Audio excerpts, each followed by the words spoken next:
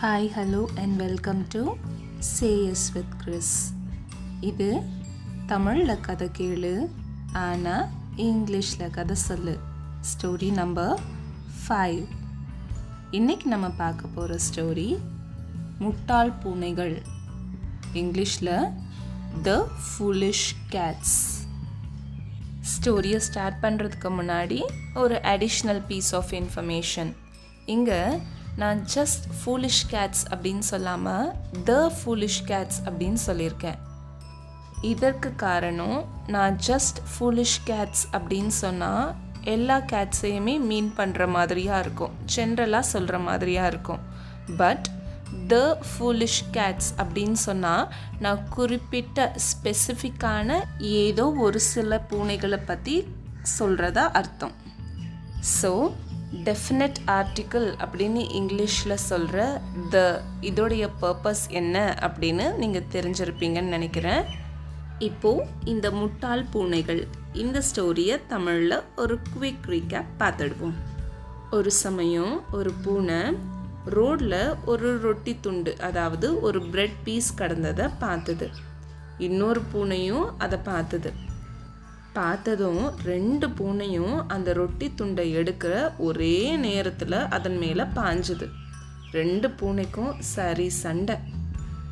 கொஞ்ச நேரத்துக்கு அப்புறமா முதல் பூனை சொல்லிச்சு, சரி ஓகே, நம்ம இந்த பிரெட்டை சரி பாதியாக 2 பேருக்கும் பிரித்து எடுத்துக்கலாம் அப்படின்னு ஒரு முடிவுக்கு வந்தது. இதற்கு இடையில் அங்கே ஒரு குரங்கு வந்தது. பூனைகள் 2ம் குரங்கு கிட்ட அந்த ரொட்டி துண்டை 2ஆக பிரித்து கேட்டது. ஆனால் அந்த குரங்கு ரொம்பவே தந்திரம் மிகுந்ததாக இருந்தது. ரொட்டி துண்டை 2 பீஸாக பிரிச்சுட்டு அதனுடைய அளவு சரியாக இருந்ததா அப்படின்னு குரங்கு சரி பார்த்தது. ஆனால் ஒரு துண்டு மற்றொரு துண்டை விட கொஞ்சம் பெரியதாக இருந்தது. அதனால் குரங்கு பெரிய துண்டிலிருந்து ஒரு கடி எடுத்துக்கிச்சு. பிறகு மற்றொரு துண்டு பெரியதாக இருந்ததை குரங்கு கவனிச்சுது. அதனால் இந்த துண்டுல இருந்தும் ஒரு கடி எடுத்துக்கிச்சு.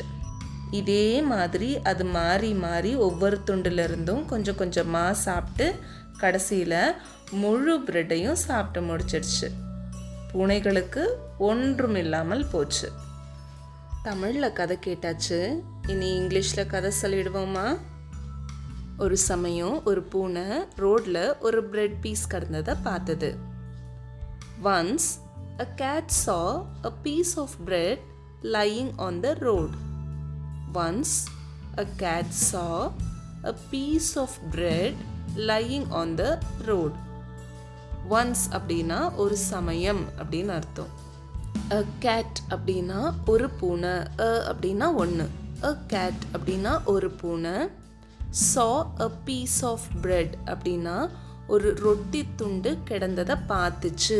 saw அப்படின்னா சீனா பார்க்குறது, இதோடைய past tense இறந்த காலம் saw அப்படின்னு மாறும். saw a piece of bread lying on the road. ரோடில் கிடந்தது அதுதான் இங்கிலீஷில் lying அப்படின்னு சொல்கிறோம். இந்த ரோட் அப்படின்னு சொல்ல மாட்டோம். இன்னுன்னா ஏதாவது உள்ள, இந்த பாக்ஸ் அப்படின்னா பாக்ஸுக்குள்ளே அப்படின்னு அர்த்தம். பட் அதனுடைய சர்ஃபேஸ்க்கு மேலே இருக்குது அப்படின்னு சொன்னால் ஆன் அப்படிங்கிற ப்ரப்போசிஷன் யூஸ் பண்ணுவோம். I sleep in the bed வராது, ஆன் த பெட். ஆன்னா அதற்கு மேலே அப்படின்னு அர்த்தம். இன்னொரு பூனையும் அதை பார்த்தது. another cat saw it too. another cat saw it too. another cat அப்படின்னா மற்றொரு பூனை, இன்னொரு பூனை. saw அப்படின்னா பார்த்தது. இட் இங்கே எதை சொல்கிறோம் அப்படின்னு சொன்னால் பிரெட்டை.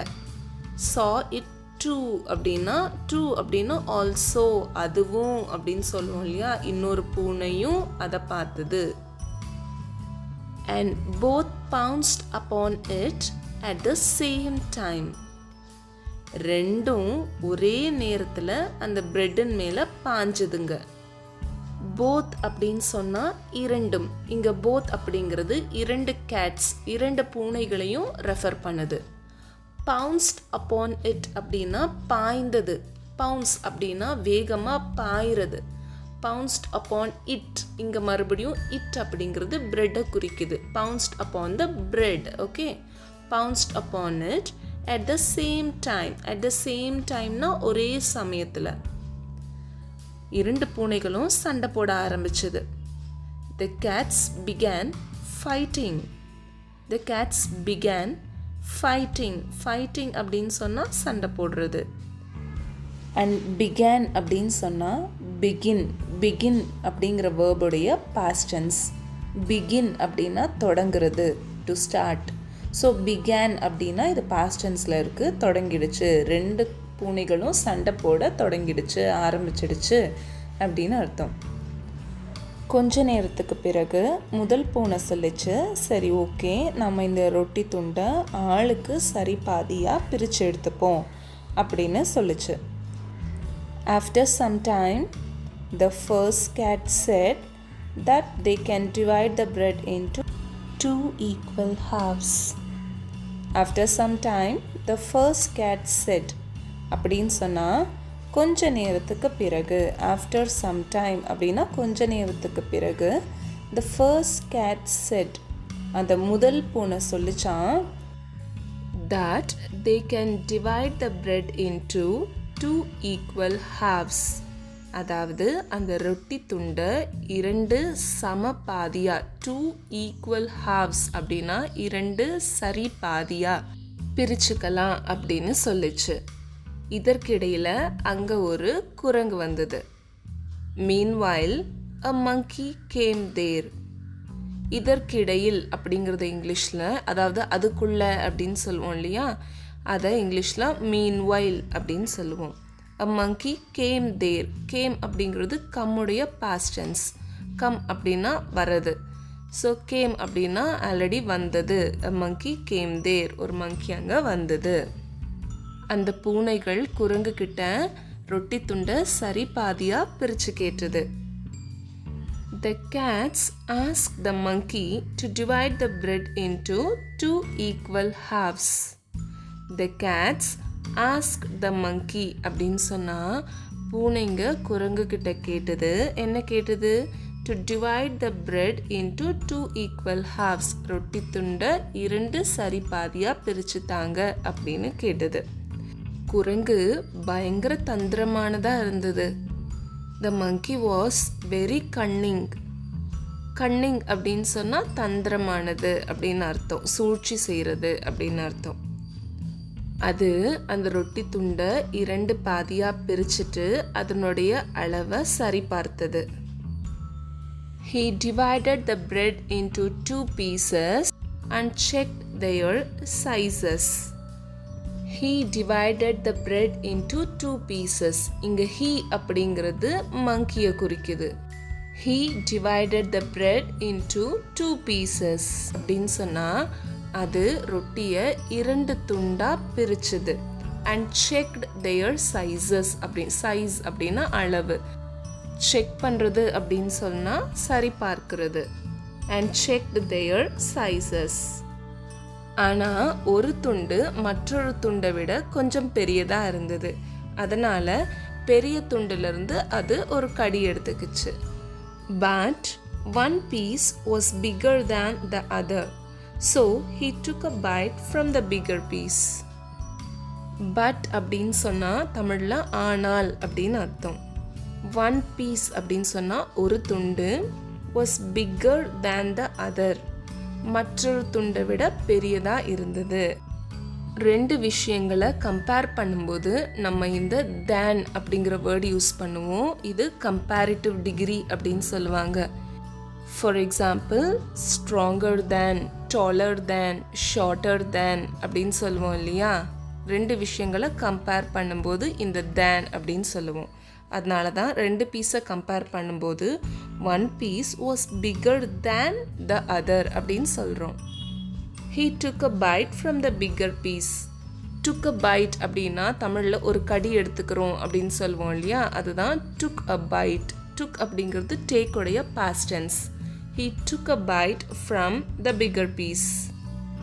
பிறகு மற்றொரு துண்டு பெருசாக இருந்ததை குரங்கு கவனிச்சுது. அதனால் அதில் இருந்தும் இன்னொரு கடி எடுத்துக்கிச்சான். Then he noticed that the other piece was bigger and he took a bite from that as well. Then அப்படின்னு சொன்னால் பிறகு அப்படின்னு அர்த்தம். Noticed அப்படின்னு சொன்னால் கவனிச்சது அப்படின்னு அர்த்தம். He took a bite from that as well அப்படின்னு சொன்னால் அதில் இருந்தும் ஒரு கடி எடுத்துக்கிச்சு அப்படின்னு அர்த்தம். இதே போல் அது கொஞ்ச நேரம் தொடர்ந்து செஞ்சுக்கிட்டே இருந்தது. கடைசியில் மொத்த ரொட்டியையும் அது சாப்பிட்டுடுச்சு. பூனைகளுக்கு ஒன்றுமில்லாமல் போச்சு. He carried on like this for some time and at last he ate up the entire bread, leaving the cats with nothing. He carried on like this for some time அப்படின்னு சொன்னால் இதே மாதிரி கொஞ்ச நேரம் அது தொடர்ந்து செய்துட்டு இருந்தது அப்படின்னு அர்த்தம். And at last அப்படின்னா கடைசியாக he ate up the entire bread. அது மொத்த ரொட்டியையும் சாப்பிட்டு முடிச்சிடுச்சு. Leaving the cats with nothing. Nothing அப்படின்னா ஒன்றுமில்லாமல். இறுதியாக பூனைகளுக்கு ஒன்றுமே கிடைக்காம போச்சு அப்படின்னு சொல்கிறதா அர்த்தம். இந்த ஸ்டோரியோட மாரல் என்னவா இருக்கும்னு நினைக்கிறீங்க? Do your work on your own. உங்களுடைய வேலைகளை முடிஞ்ச மட்டும் நீங்களே செய்து முடிக்க முயற்சி செய்யுங்க. இல்லைனா அதற்கான பலனை வேலையே செய்யாமல் ஜஸ்ட் வேடிக்கை மட்டும் பார்த்துட்டு இருந்த இந்த மங்கி மாதிரியானவங்க தட்டிட்டு போயிடுவாங்க. That's it friends. ஸ்டோரி உங்களுக்கு என்ஜாயபிளாகவும் யூஸ்ஃபுல்லாகவும் இருந்திருக்கும் அப்படின்னு நம்புகிறேன். உங்களுக்கு பிடிச்சிருந்ததா, பயனுள்ளதாக இருந்ததா அப்படிங்கிறத கண்டிப்பாக கமெண்ட் செக்ஷன் மூலமாக எனக்கு தெரியப்படுத்துங்க. Meet you all soon in another interesting and informative video, friends. Till then, bye.